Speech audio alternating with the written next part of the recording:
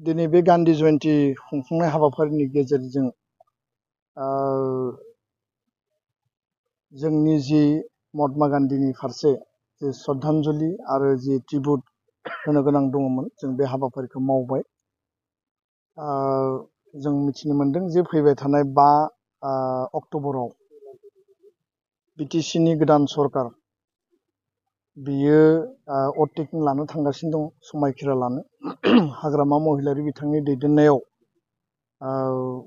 गोदान मोनसे सरकार दुलाराय बर' फरायसा आफादा अलरेडि जोङो जे रायजो राजानि जि मेन्डेट जि जनादेश बेखौ जोङो वेलकाम खालामबाय। आरो दिनै बे हाबाफारिनि गेजेरजों आङो बड'लेण्डनि रायजो राजानि जानानै हाग्रामा महिलारि बिथाङा जे अटेकिं लागोन बिनि थाखाय बेस्ट उइसेसखौ आङो बावहरदों। दुलाराय बर' फरायसा आफाद, बर' थुनलाइ आफाद, मोन 16 आफादा इउनाइटेडलि मोनसे आपिल आरो मोनसे एफर्ट, मोनसे जोङो प्रसेस जोङो इनिसियेटिभ लादोंमोन जे बर'नि मोननै रिजनेल पार्टी आनसलिक दोलो BPF आरो UPPL खौसेयै ज' माने आवगायलांनांगौ, बुजा-बुजि आन्डारस्टेन्डिं बा एलायन्स खालामनांगौ। बियो बिसायख'थिनि सिगांनि मोनसे इनिसियेटिभमोन बा थांनाय समनि इनिसियेटिभमोन। दा बिसायख'थिया बारलांबाय। आनसलिक दोलो BPF नो बड'लेण्डनि रायजो राजाफ्रा माने लेन्डस्लाइड माने भिक्टरि मोनसे मेन्डेट बिथांमोननो 28टा सिट होबाय आरो लोगोसेनो UPPL नो 7टा सिट होबाय, BJP नो 9 सिट होबाय। जोंनि जे आपिल जे खौसेथिनि आरो गोरोबलायनायनि आरो बड'लेण्डखौ जेब्लायबो सान्थि गोजोननि मोनसे ओनसोल हिसाबै गायसननानै लाखिनायनि बे गासैबो इनिसियेटिभखौ जोङो जेब्लायबो रेसपन्स होनानै जोङो हाबा मावबाय थादों, आवगायबाय थादों।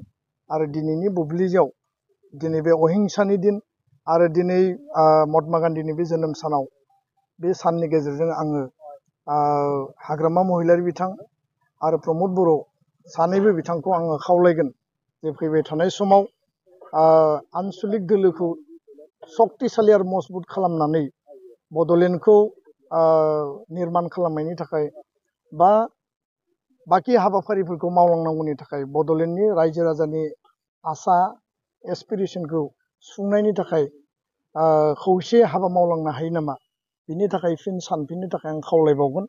आरो गुबुन मोनसे बिथिङा जाहैबाय सरकार दाखांनायनि उनाव दुलाराय बर' फरायसा आफादा सम आरो थासारिखौ नायनानै एकर्ड इमप्लिमेन्टेसनखौ 100% खालामनांगौनि थाखाय गामि सोबावनांगौ दङ, सिमा बारायनायजों लोगोसे स्कुल प्रभिन्सियेलाइजेसननि मेटार दङ आरो गोबां माखासे बिथिंफोर थाबाय।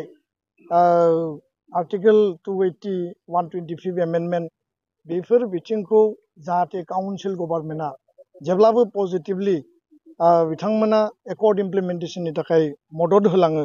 बिनि थाखाय दुलाराय बर' फरायसा आफादा सम आरो थासारिखौ नायनानै इयुनाव हाग्रामा महिलारि बिथांजों सावरायनो थाखाय जोङो नाजागोन।